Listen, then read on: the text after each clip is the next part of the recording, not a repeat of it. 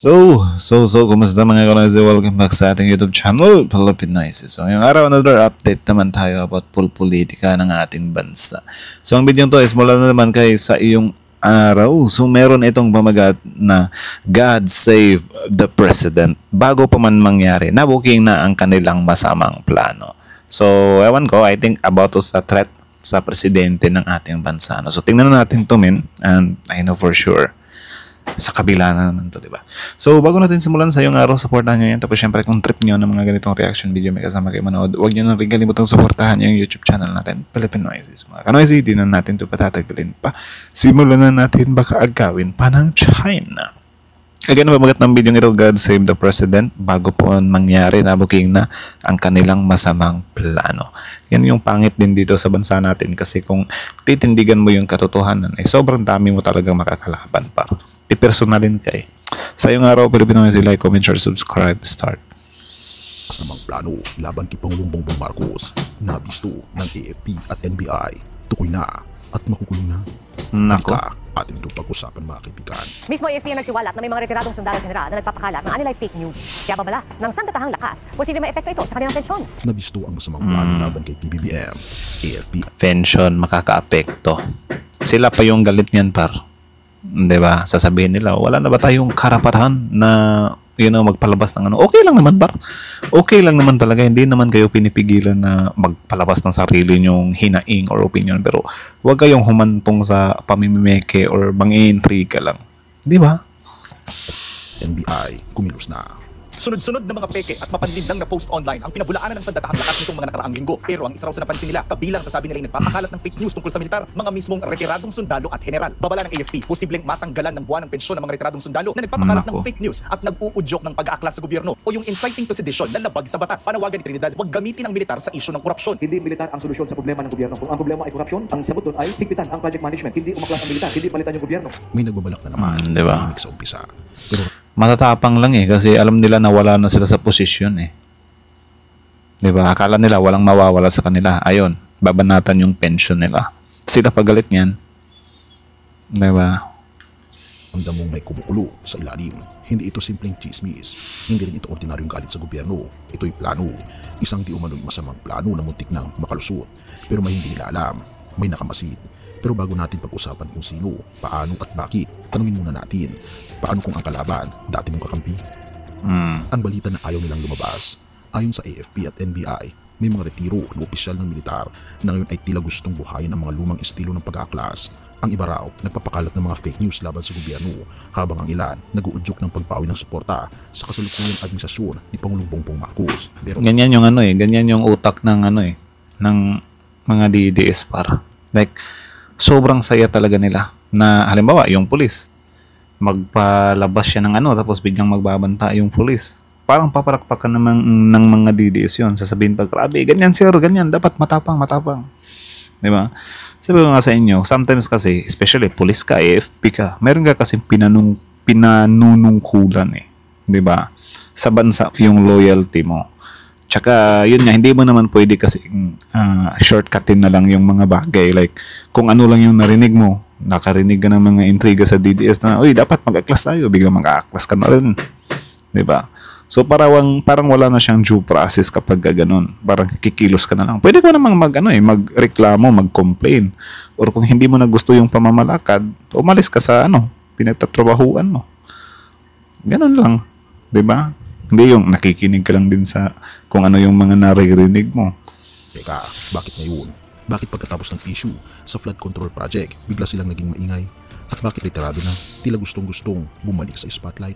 Simple lang daw, tila galawang NPA-CPP. Ito'y ayon kay unofficial PBBM News. Subtle sa umpisa, pero may halong pagdududa, may boses ng destabilisasyon. Sunod-sunod na mga peke at mapanlinlang na post online ang pinabulaanan ng sandatahang lakas nitong mga nakaraang linggo. Pero ang isa raw sa napansin nila, kabilang sa sabi nila nagpapakalat ng fake news tungkol sa militar, mga mismong retiradong sundalo at general. Civilians na raw sila, pero sabi ng AFP spokesperson, Colonel Francer Magaret Padilla, civilians na po sila. Pero since tumatanggap sila ng pensyon, pag-aaralan natin kung paano ito papasok sa pananagutan. Tama. Sasabihin nila, civilians daw sila. Pero, yung pagiging civilian naman nila, I mean, ginagamit pa rin nila na, oy, ako, dating AFP ako, dating sundalo ako. Pinapaganyan nila kasi syempre may impact kasi yan eh. Di ba? Alam niyo naman yung mga tao kapag nakakarinig sila, oh grabe oh, dating AFP oh, tumitindig. Ginagamit nyo yun eh. Pero na lang kung ano lang talaga, pure civilians lang yung pagkakakilala sa inyo. 'Di ba? Huwag niyo i-connecta yung pagiging AFP military niyo, hindi yung civilians na nga kayo tapos nananawagan kayo sa military na mag-aklas na kayo, 'di ba? Kung ako yung nasa posisyon niyo, mag-aaklas din ako. Gaganyan 'yan, 'di ba? So parang magko-conflict pa rin siya sa mga sinasabi mo.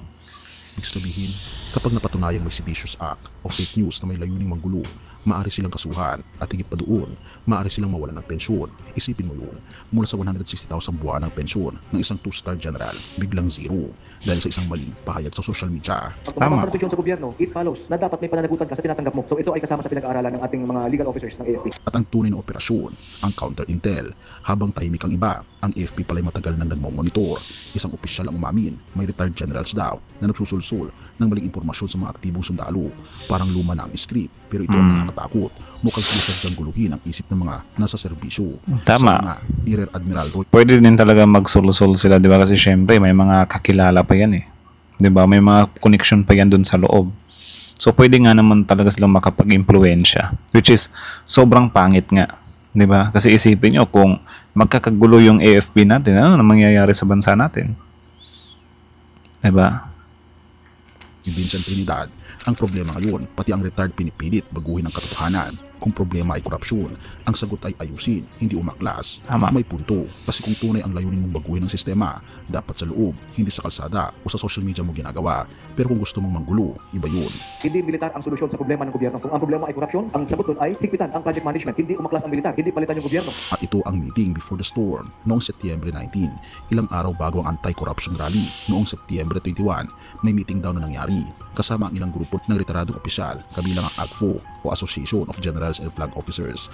At sa meeting na yun, may mga payag daw na hindi dapat lumabas, pero lumabas. At ngayon tinutulis na ng batas ang mga nasa likod ng seditious call. Ayun, malinaw na, hindi ito simpleng freedom of speech. Hindi rin ito basta opinyon. Ito'y pagsuway, paninira at pag-udyok sa kaguluhan. Kaya't ayon Yan din yung problema eh. Yung freedom of speech talaga, masyado nilang mini-misinterpret. 'Di ba? Sa freedom of speech naman kasi, pwede ka namang magpahayag talaga ng ano eh. 'Di ba? Pero hindi yung puro pangintriga. Actually, gawain niya ng mga iniidolo nila eh. Like sila VP Sara, sobrang lakas mag-intriga. Hindi naman na, ano yun eh, hindi naman na freedom of speech yung mga pinagsasabi nun eh. 'Di ba? Paninira na, walang mga ebidensya, walang katotohanan. Yung iba gawa-gawa lang, pangintriga lang. 'Di ba? Tapos kapag pinapanagot kayo, biglang sasabihin nyo na ginagamit yung kapangyarihan. Hindi naman ginagamit yung kapangyarihan. Dito lang talaga sa bansa natin. Meron tayong law na nag-exist. 'Di ba? So yun yung sinusunod natin. So kung tatamaan mo yun, mananagot ka talaga. No excuses yun. Hindi mo pwedeng gamitin na freedom of speech, freedom of speech. Yung iba kasi sumusobra na din. Tapos biglang kakapit sa freedom of speech. sa AFP, the AFP is not gonna take this sitting down dahil kung papabayaan ito, mawawala ang disiplina, ang haligi ng ating sandatahang lakas. At kapag mawala yun, sino ang magtatanggol sa atin? Tama. We are not taking it sitting down. So wag po kayong mainip. Nagtatrabaho po kami. Ang katotohanan na ayaw nilang marinig, ngayon malinaw. May nagplano, may sumubok pero nabisto. Salamat sa mabilis na pagkilos ng AFP at NBI, ang masamang plano laban kay Pangulong Bongbong Marcos ay nabasag bago pa man ito magliyaw. Pero ito ang dapat nating tandaan, habang may natitira pang gusto manggulo, dapat mas lalo maging alerto tayo. Ipanalangin natin ang Pangulong Bongbong Marcos dahil sa huli, ang tunay na laban ay hindi sa lansangan, kundi sa isipan ng bawat Pilipino. Have mercy, O God. Ang mundo ay puno ng gulo. Parang ano din yan pare, di ba? Siyempre yung NBI, yung AFP, kumikilos yan, di ba? To protect the president. Kasi siyempre, presidente ng bansa yan eh. Isa yan sa dapat nilang protektahan kasi kung hindi nila mapoprotektahan yung presidente, paano nila mapoprotektahan yung bansa? Di ba? So parang doon din pumapasok ano na yung ano kasi binabanatan nila yung presidente ngayon na halimbawa yung mga nagpo-post daw yung ano yun, yung headshot, 'di ba? Headshot na yung sabugo, 'di ba? Na parang may arrow tapos inano nila yon na parang sobrang iyakin doon ng presidente doon. Diba? So, yun yung sinasabi nila, parang pinipersonal ng presidente. Yan, totoo naman talaga. Hindi naman talaga mula sa presidente yung utos nun eh. Sometimes kasi yung NBI natin, yung AFP, or yung police natin, magkukusa na yung magtrabaho kapag may nakita sila na, yun nga, may banta sa presidente or whatsoever. Trabaho nila yun eh. Diba? Baka nga nung nahuli na yun, saka palang nalaman ni PBBM na ginagano na pala siya sa online. Diba? Na parang sinabihan ng headshot. Diba? Pero para sa akin naman, yung headshot thing na yun, parang hindi naman talaga siya gaano ka big deal, ano, kasi pwedeng ano lang naman ang meaning ng headshot na yun, sapul. Diba? Siguro nag-overreact lang din yung ano doon, NBI, or ewan natin kung may nakita silang valid na ano doon.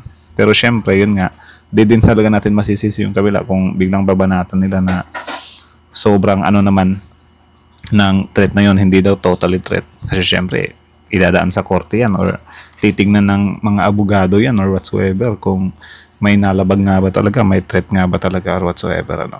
So, ano lang din. Ewan ko kung ano nang nangyari doon. Diba? Pero syempre, nakikita ko lang kasi sobrang binabanatan din talaga nila yung presidente sa part na yun. Diba? Na parang iyakin or ginagamit daw yung kapangyarihan, something like that.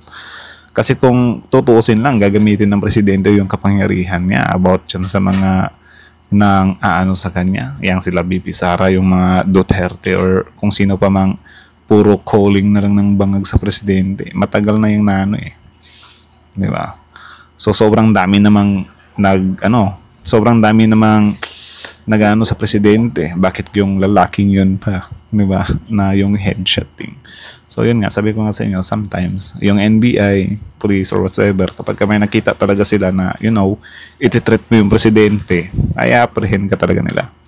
Huhulihin ka talaga nila, pagpapaliwanagin ka talaga nila. So that doesn't mean naman na kapag hinuli ka is yun na talaga yung katapusan mo, hindi ka nabibigyan ng due process or whatsoever kasi syempre, kakasuhin yan. Hindi naman yan gaya nung past administration na kahit na sumuko ka na, biglang itutumba ka tapos sasabihin nanlaban ka. Tataniman ka pa ng beng-beng. Diba? Problema kasi ngayon, sobrang iyakin ng mga DDS na to kapag may pinanagot, diba? Sasabihin nila, totoo siguro, kaya pinahuli, anak ng tokwa.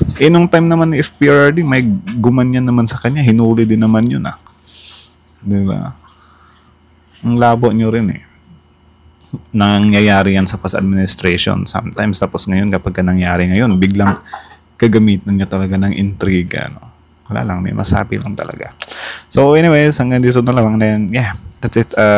Syempre tayo ipagdasal natin yung natin, presidente natin, kasi syempre siya yung pinakautak dito sa bansa natin, and then yeah, of course, sometimes talaga hindi makikita ng mga critics ng Pangulo yung mga ginagawa niya kasi hindi naman nila tinitingnan.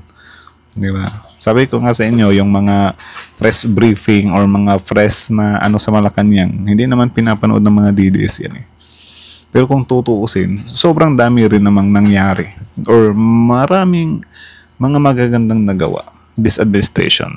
Even past administration, meron din siyang mga magagandang nagawa. Diba? Even nung time ni Pinoy, meron din siyang mga magagandang nagawa. It's just, mas grabe lang talaga yung past administration in times of killing. Diba? So, paano ba yan? Yung presidente kasi ngayon, hindi niya tinuloy yung war on drugs. So, wala silang masyadong maibahid. So, yeah. That's it. So, again, that's it. Kayo, ano masasabi nyo dito? Comment down below, tapos yung pag-usapan natin yan sa comment section. So again, sa yung araw, Filipinoicy, like, comment, share, subscribe. Filipinoicy is out.